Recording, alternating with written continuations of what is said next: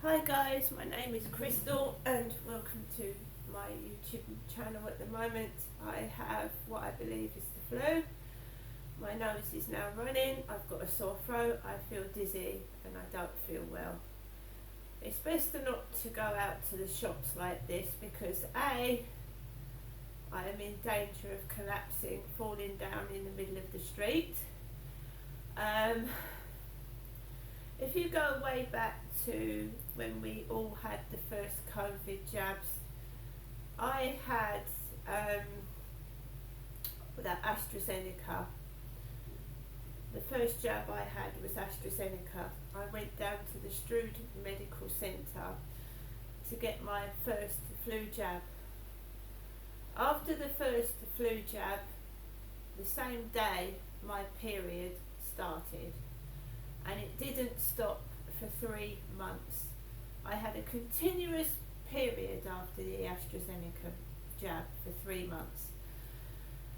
I couldn't stand it any longer. I felt faint, I felt dizzy, I was getting through numerous packs of Tampax, sanitary towels. So I rang my doctor's surgery up over the phone and they gave me some tablets to stop me bleeding with trans on them, transacetic acid or something, and nothing else happened. I was given some tablets to stop the bleeding and some advice. Carried on battling through heavy periods, and I went back to the doctors and they gave me a blood test and they told me I was dangerously low in iron. Whereupon, I think it was last year, about February, I was sent up to the hospital for 2 iron infusions and a blood transfusion. The heavy period loss was so bad I needed a blood transfusion. So ever since I've had the first AstraZeneca vaccine, whether it's due to the vaccine, I don't know. Whether it's just my periods are fucked up and I'm going through hell leading up to the menopause, I don't know. Friday night, when I was coming home, walking through that ice, wind, freezing cold, a period started. Just started like that, because stress can bring things on. When you're undergoing severe stress, it can actually kill you. It can cause someone to have a heart attack, severe stress. And my mother had already mentioned that. All this worry I'm getting, she said I could have a heart attack at my age. She's 76, I'm 54. I can get a heart attack just as easily as she can. And of course my father, Derek, died of a sudden heart attack. Derek had heart arrhythmia and he had diseases due to smoking. He was a heavy smoker. I don't smoke. So when I got to Old Road, where I used to live at Lansdowne Court in Old Road, I started to get severely out of breath. And I thought I was going to collapse on the floor. I can't breathe properly now. I'm taking in long breaths and I feel like I can't breathe. And this started happening Friday night. I'd eaten round my mum's, as I showed you. She offered me an out-of-date yoghurt that was 6 days out of date. I was given a mashed potato meal with 2 sausages in it, and I didn't look at the date of the meal, so I don't know if I've eaten an out-of-date meal. I must admit it didn't taste too good, but I was hungry and I ate it. She said, you won't be able to have a takeaway, Genestra, because the deliveries won't come out. So she cooked me bangers and mash, and she'd given me a yoghurt 6 days out of date. My mum. So I walked home with this food inside me that I'd eaten, that my mum had cooked and prepared. I started to feel faint when I reached Old Road and severely sick by the time I'd got to Star Hill in Rochester. But I carried on walking and I noticed that my trousers were all wet. They were sopping wet and I thought, well, it's not been raining. When I got into my flat after going into the co-op to get a few bits, there was blood all down my trousers. It was saturated with blood all down the sides of my trousers.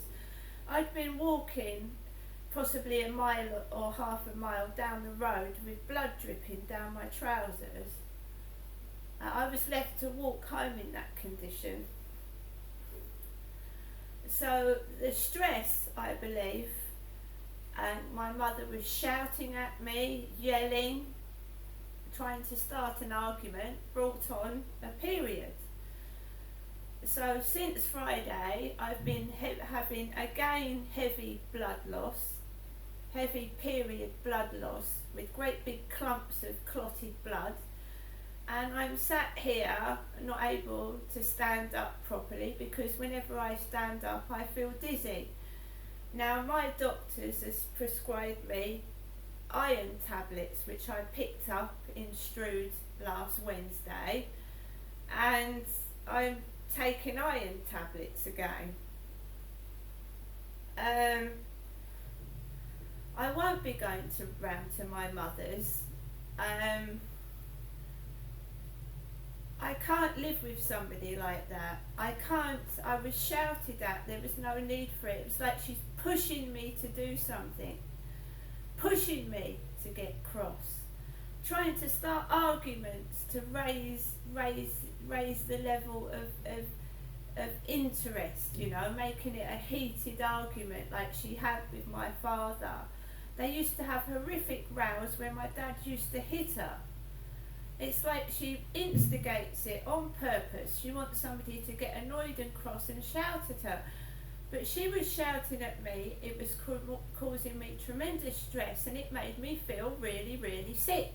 And I am not going to put myself in that position again, where I'm shouted at and made to feel like some kind of animal that's being verbally beaten and destroyed. I don't want it.